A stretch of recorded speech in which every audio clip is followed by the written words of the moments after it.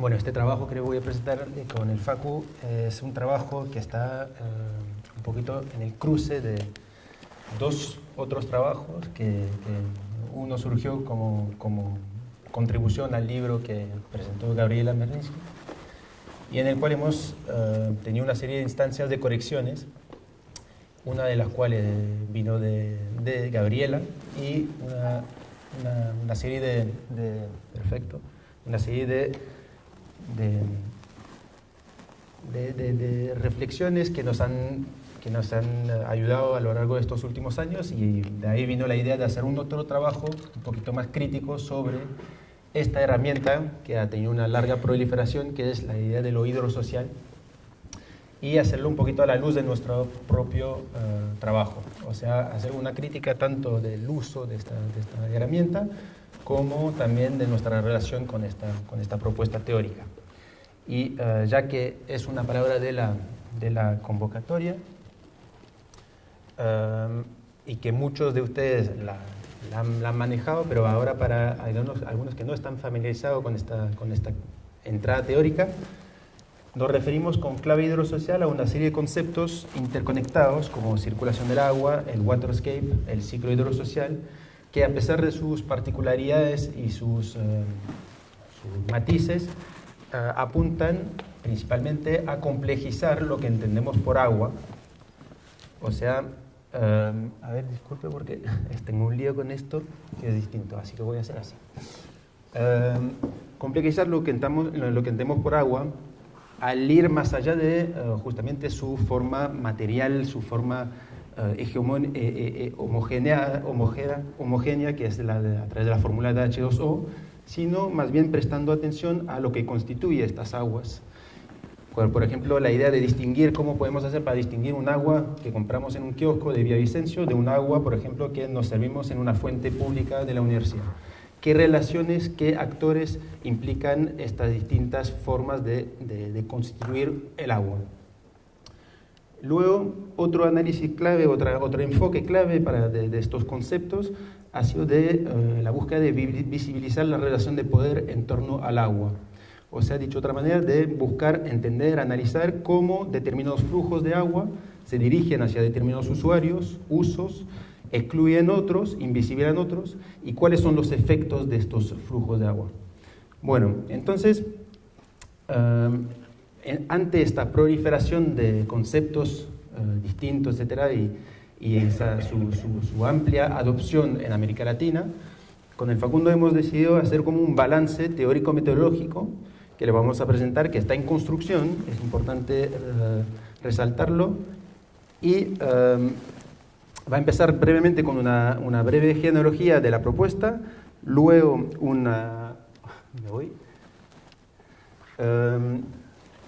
luego pasaremos a estas principales tesis que se han utilizado en América Latina, y luego haremos esta introspección autocrítica. Bueno, brevemente, esta clave hidrosocial, una primera etapa de este trabajo ha sido de un poquito rastrear de dónde venía. Y ahí, para ir rápidamente, hemos dividido una serie de momentos epistémicos, heurísticos y operacionales. Los heurísticos se refieren a una serie de obras influyentes en el materialismo histórico-geográfico, el materialismo dialéctico-relacional, y también en algunas obras de la teoría del actor-red, donde algunos autores han tomado muchos ingredientes. Y todo esto se va combinando y ha ido madurando en una serie de trabajos académicos, pero ahí hemos destacado también estos momentos de tipo heurísticos operacionales para llamar la atención a una serie de vectores, a veces extraacadémicos, que son, por ejemplo, las redes Justicia Hídrica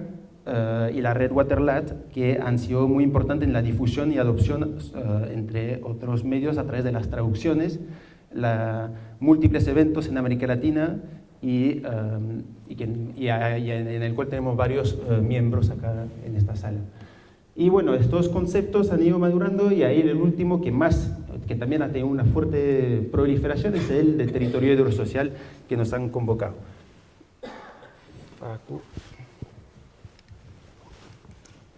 Bueno, entonces para plantearlo más claramente y más sintéticamente, nosotros a partir de revisar la literatura y de participar en estas redes y tener nuestra propia experiencia, identificamos esto como lo que podría ser la gran tesis, digamos, de la clave hidrosocial. Entonces las articulaciones agua, sociedad, territorio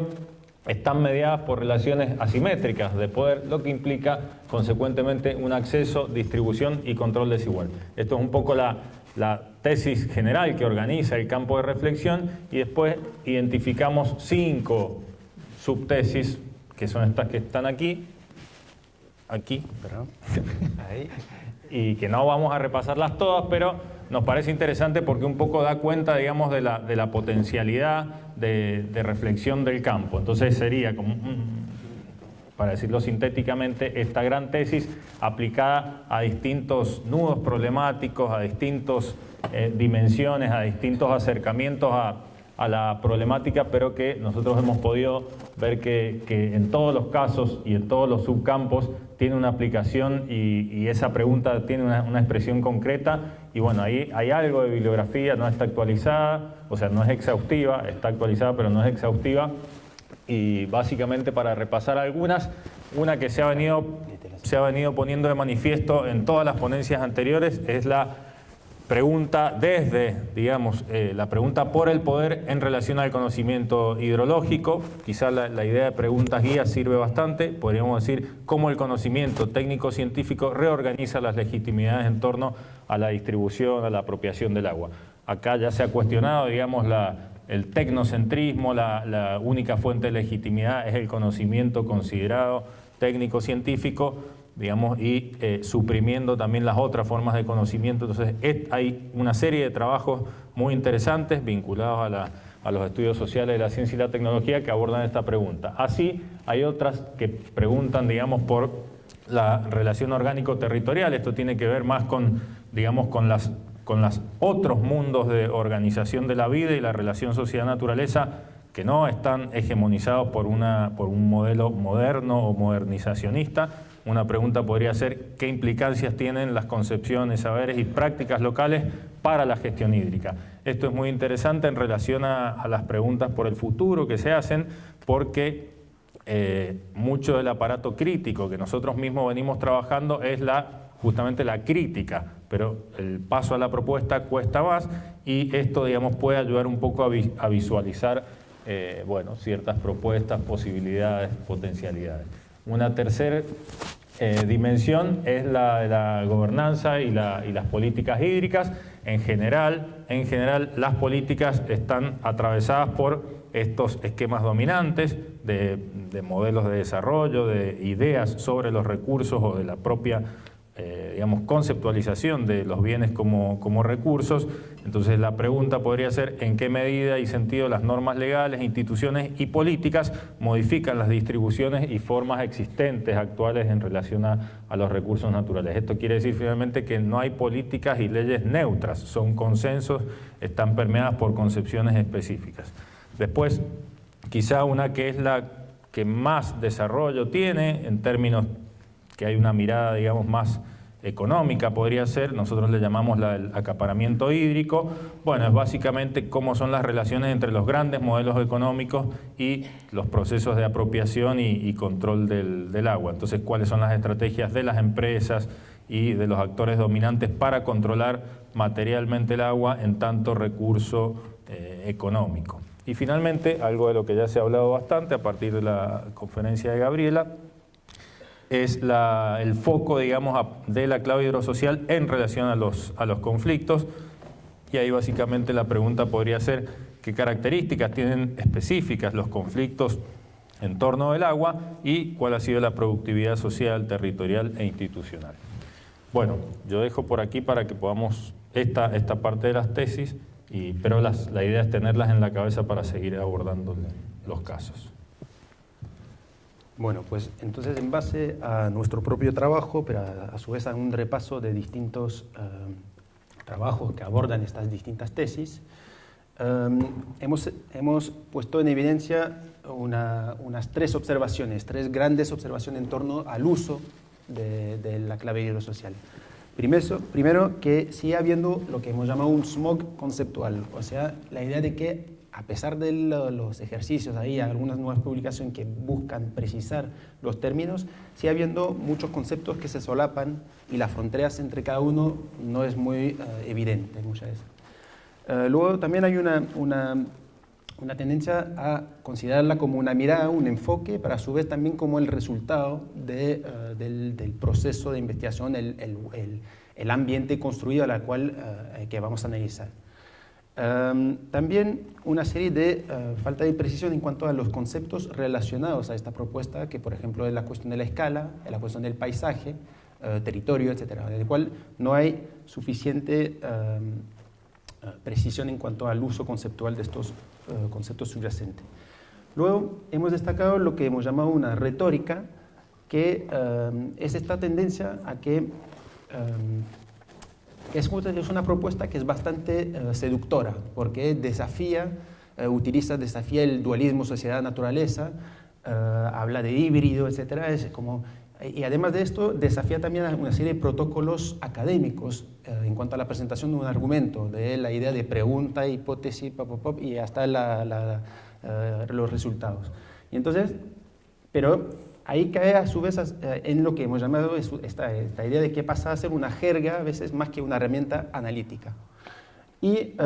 hemos destacado, por ejemplo, en muchos estudios, incluso los nuestros, este desacople que hay en la estructura del argumento, como por ejemplo, después de la introducción pasamos a lo teórico, en el cual explicamos cómo el agua circule en el ambiente construido, y pasamos luego al estudio de caso, en el cual hay poca referencia al marco teórico, y terminamos antes de la conclusión o en la conclusión retomando la clave hidrosocial como síntesis. Entonces hay un fuerte desacople entre lo teórico y el caso. Bueno, ahí voy avanzando un poquito más, pero la idea de nuevas gafas, como que a veces hay muchos estudios que ya tienen mucha experiencia en la temática, ahora se articulan a esta propuesta hidrosocial y le dan un lifting un poquito a estudios que ya habían hecho antes, digamos. Finalmente, la tercera gran observación es esta idea de opacidad en el trabajo de campo. Particularmente en nuestro trabajo, que vamos a presentar también, una serie de contradicciones entre la riqueza ontológica que se propone en cuanto a lo material, lo discursivo, lo simbólico, lo natural, lo socionatural, etc., pero a su vez una serie de vacíos en cuanto a cómo producimos el dato, en cuanto a nuestro modus operandi en el campo. Y entonces, en base a eso, les proponemos hacer un repaso breve sobre nuestra experiencia con Facundo sobre este artículo. Bueno, entonces,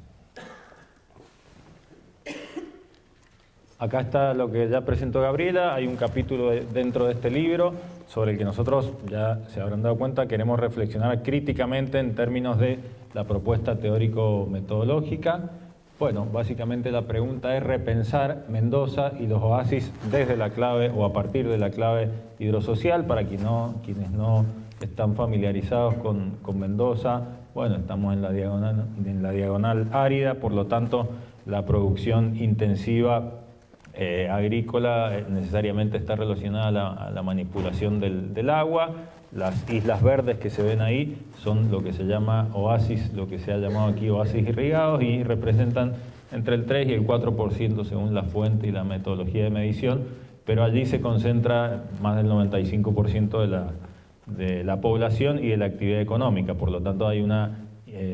densidad del poder en esos oasis. Bueno, pasamos aquí, y entonces una mirada regional,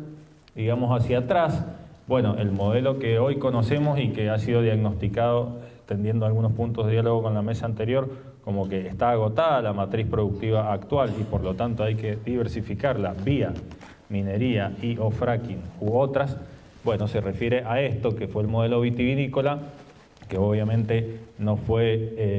existe desde siempre, y se asentó, digamos, como el modelo económico que conocimos a lo largo del siglo XX. De hecho, hay una autora que habla del modelo centenario de la vitivinicultura a fines del siglo XIX y que habría durado hasta fines del siglo XX.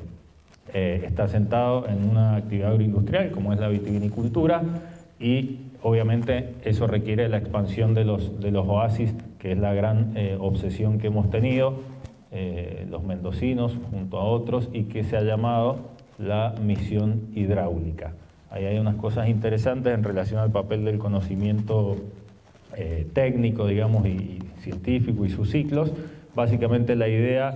y el papel del Estado, que también se mencionó acá mucho a partir de la ponencia de Marcelo. La idea general es que el Estado mendocino se funda, digamos,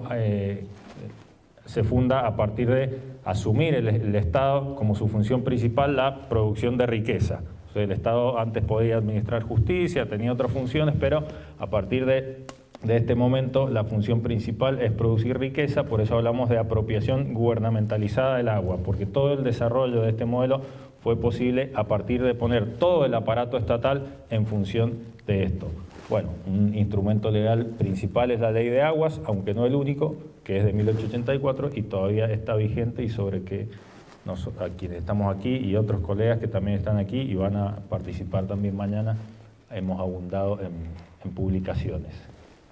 Bueno, el modelo vitivinícola pasó por distintos ciclos, pero para decirlo resumidamente, hacia fines del siglo XX, como dijimos, entra en crisis, una crisis estructural, pero que tiene consecuencias sociales, territoriales, económicas, culturales y obviamente en poder discutir qué se hace con el agua a partir de que esta industria estaría en una crisis de la que no podría recuperarse. Pasó por distintas fases, orientada muy fuertemente al mercado interno, cuando el consumo de vinos era por los años 70 por arriba de los 90 litros por habitante por año, y en la actualidad que no se puede sostener un consumo de 18 litros por habitante por año. Entonces hay una reorientación muy fuerte de exportación con todas las consecuencias o algunas de las consecuencias que vamos a señalar ahora y que tienen que ver entonces con reorientar el modelo agropecuario o agroindustrial dominante, que era focalizado al mercado interno, hacia el mercado externo, y ahí aparece un territorio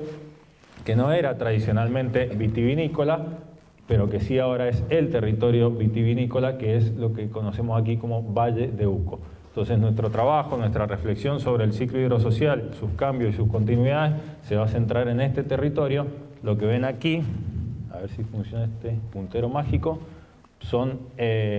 es el crecimiento, la expansión de la frontera agrícola con emprendimientos, muchos de ellos vitivinícolas, algunos también hortícolas, y vemos, esta es la parte tradicional, el oasis consolidado, decimonónico, y todas estas nuevas fincas que ven acá son nuevos emprendimientos que están en todos los casos en las partes fundamentalmente alta de la cuenca, pero también hacia el norte y hacia el sur. Ahí ven las flechitas, es la dinámica de las perforaciones de los últimos años. Los rojos son los que estaban en el oasis consolidado y los más oscuros, violetas o azules, esa media luna es el frente de expansión de los últimos 10 o 15 años. Bueno, y ese es el tipo de emprendimientos que se han establecido en estas zonas altas, tienen toda una orientación turística, también productiva, pero muy fuertemente turística, no solo, digamos, de que vayan los turistas a consumir vino, sino también a alojarse. Hay lo que se conoce como countries vitivinícolas o wine countries, que son barrios cerrados con viñedos para personas que vienen algunas semanas al año a vivir ahí, tomar su propio vino. Bueno, entonces la idea es que nosotros hemos identificado una transición entre ciclos, una superposición, es parte de la reflexión crítica que estamos haciendo, entre lo que llamamos un ciclo centenario, que es el modelo, el esquema de gestión, el arreglo de actores de gestión del agua de ese modelo vitivinícola tradicional, y el paso hacia lo que llamamos un nuevo ciclo. Este primer ciclo centenario estaba centrado en las cuencas, en los derechos de agua superficial que derivaban de los glaciares y la acumulación nival, con una serie de actores como diques, redes de distribución superficial, la ley de aguas, que no habla de aguas subterráneas, y el Departamento General de Irrigación como un actor principal, junto a los actores humanos, que podrían ser los tomeros, que son los que distribuyen el agua, y los inspectores de cauce, que son la autoridad política de la cuenca, elegida por los regantes, pero que tienen históricamente un alto poder al poder decidir sobre la distribución de los recursos, frente o asociado esto a una estructura social agraria donde los pequeños y medianos productores y los empresarios locales tenían un gran protagonismo y todos se identificaban con el nombre de regantes. Así pasamos a un nuevo ciclo que está centrado en los acuíferos subterráneos, porque no hay más derechos de agua superficial para distribuir, por lo tanto ese frente de expansión que vimos está basado en la extracción de agua subterránea, por lo tanto un actor principal que emerge o cobra muchísimo más protagonismo que en las décadas anteriores son los acuíferos subterráneos, los pozos, la energía eléctrica y las disputas en torno de si la energía alcanza y los costos de la energía, los sistemas tecnológicos para distribuir riegos, lo que se ha llamado en algunos lugares la revolución azul, y dos actores humanos protagonistas que son los hidrogeólogos, que tienen el conocimiento y la legitimidad institucional para certificar que es posible perforar, junto a los ingenieros agrónomos que dimensionan y gerencian estos nuevos emprendimientos, junto con empresas integradas locales, pero también crecientemente extranjeras, que son las que invierten. Bueno, y es importante mencionar aquí, ya vamos a pasar a la próxima filmina, pero estos actores institucionales que habíamos visto de alguna manera en el ciclo anterior, obviamente siguen presentes, pero con facultades institucionales a partir de nuevas resoluciones y de arreglos que se van haciendo más o menos temporales para poder acompañar desde el Estado este cambio de ciclo. Aquí vemos algunos de los cambios que ha habido. Primero, frente a la crisis de la extracción de agua subterránea, una ola restrictiva, y luego de resoluciones, y luego una ola de facilitar, como un rebote, frente a las presiones económicas para consolidar ese frente de expansión, una serie de resoluciones que permiten seguir perforando y extrayendo agua de los acuíferos. Corriendo. Vale, me pasé. Bueno, para cerrar, en base a lo que nos contó Facundo, primero, una cosa que es importante resaltar, que estamos totalmente conscientes de los límites de este tipo de publicaciones, o sea que tenemos que acoplarnos a una serie de reglas, espacios, artículos de 15 a 20 páginas, o sea que también todo lo que estamos contando, estamos muy conscientes que es muy complicado incluir. Pero bueno, en base a las tres observaciones anteriormente planteadas, lo que hemos destacado, algunas pistas para ir avanzando y trabajar sobre cómo utilizar estas herramientas teóricas. Una de ellas es profundizar en la operacionalización de los conceptos. En nuestro caso hemos utilizado este concepto de ciclo hidrosocial, pero para englobar y para abarcar todas estas dimensiones muy complejas. A lo mejor hubiéramos podido combinarlo con otros marcos teóricos para dar un énfasis, un focus más importante sobre algunos procesos, subdividir en diferentes niveles, como algunos estudios también lo hacen. A su vez, en cuanto a... hemos destacado la necesidad de ir historizando un poquito nuestro argumento, recordando que, hemos hablado de un cambio de ciclo hidrosocial en Mendoza, pero nuestro enfoque fue en Valleuco, y también con un recorte temporal y un recorte entre actores principalmente agropecuarios. No hemos mencionado actores del sector petrolífero, no hemos mencionado una serie de actores que entrarían en este grande concepto